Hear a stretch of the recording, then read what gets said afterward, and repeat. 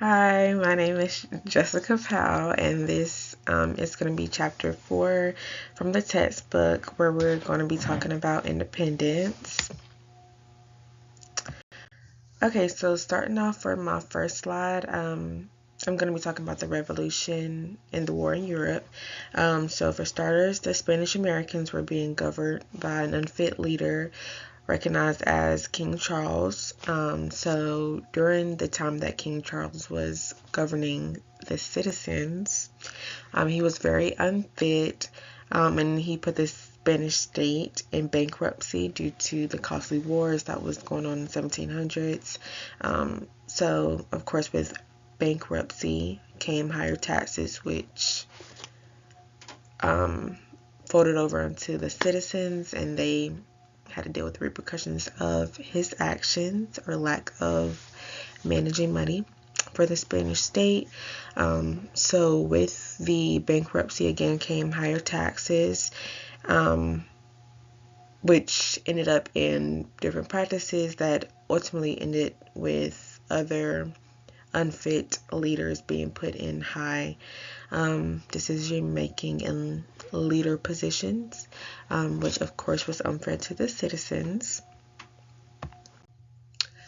Okay, still moving on. So after this, the Spanish state had to go to war with England. They went to war with England, which left an even more drastic effect on the Spanish state and especially the military, the navy. So at the time of this, the Spanish war had to go up against the England. And at the time of England was their navy was classified as the world's most powerful navy. So after the Spanish navy went up, or Spanish soldiers rather, went up against England, they were very overwhelmed because they're like, this is the most powerful navy in the world. So they were overwhelmed. So although the fight with England was tough, England was responsible for the beginning of the different processes of independence. So English thought that the monarchy was based on the divine right. So basically, England didn't like that. They were liberalist. So England was responsible for the revolutionaries gaining their independence. And this was all sparked from Enlightenment, which stood for liberty, equality, and fraternity. So just really liberal rights for all. That's what England believed in. So again, the revolutionaries argued that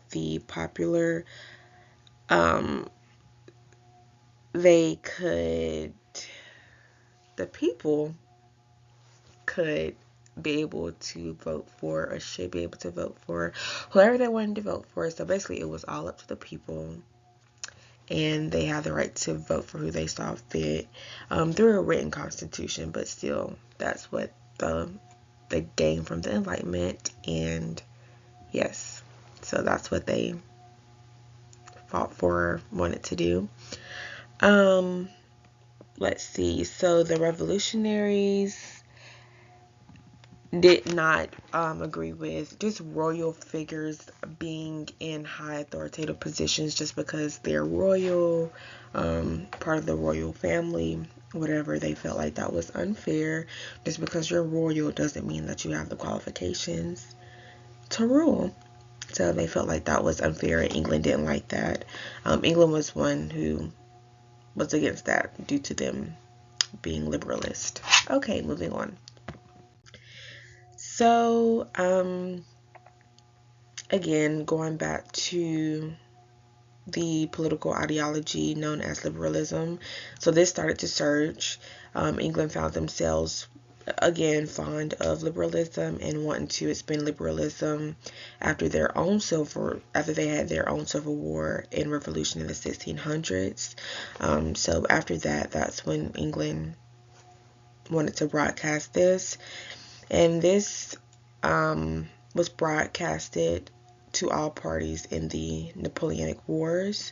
No matter who was seeing liberalism, it was broadcasted, and that's when it surged.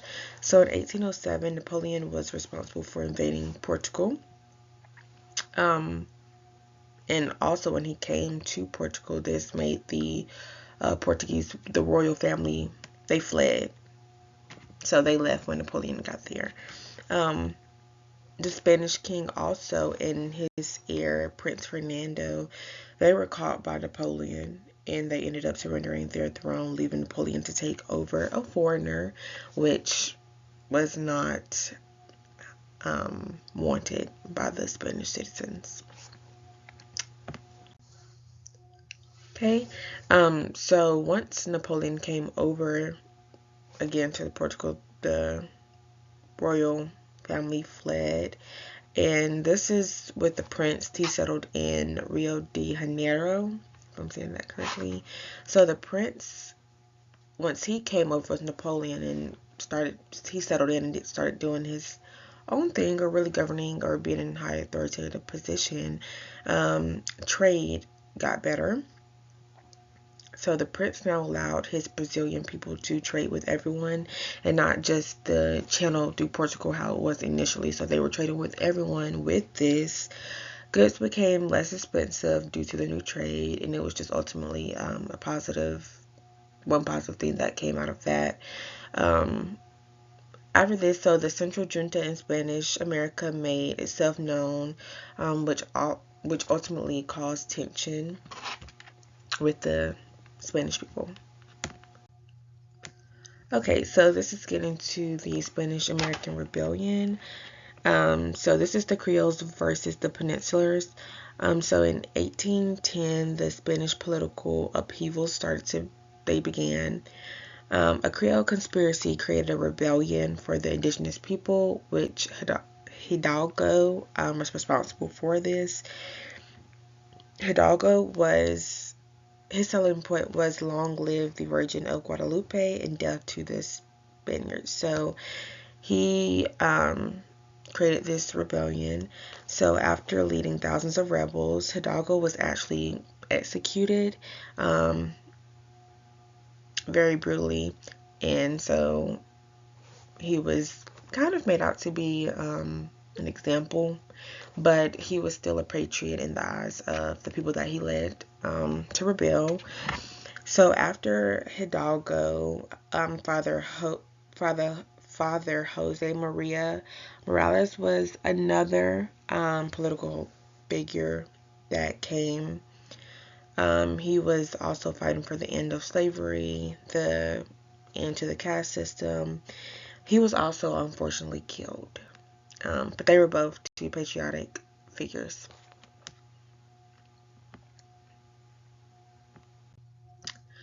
So moving on, the Spanish military began to defy the government, which ultimately resulted in their independence because they were leaning on them for just different expenses. So that created independence with them. Peru, Bolivia, and Ecuador remained under Spanish government during the early years of 1810s, while rebellions everywhere else broke out. Caracas and Buenos Aires followed suit with achieving independence and embracing a liberal revolution, so they followed suit with everyone else. In Venezuela, the liberal revolution was identified as the Llaneros versus the Caracas junta. Llaneros were seen as the scum, so they did not like foreigners, so they wanted to keep their kings, what he was doing or what he did, alive, his legacy. So as long as the Llaneros were versing the Caracas juntas, then it was always going to be a sort of tension there, or a sort of nativism, I guess you could say. And then it was the Rio de la Plata patriots versus themselves, of course. Okay, and to end this off, so the Patriots' winning strategy was nativism. Nativism focused on American identity, the one's birthplace and rights. So again, nativism, the Patriots leaned on the resentment of foreigners and foreign influence to win. For example, Napoleon coming over, he was a foreigner. So that foreign influence in, I guess you could say for them, uncharted territory, that's not their territory. So that was something that the Patriots leaned on, was resentment. That was a big thing, was resentment. Wanting immediate change and immediate independence would not be effective. That was made very clear. But the Patriots used the nation building, the principle that everyone is equal, so leaning on each other to create the independence that one desires. And that is the end of my chapter 4, Independence. Thank you for watching.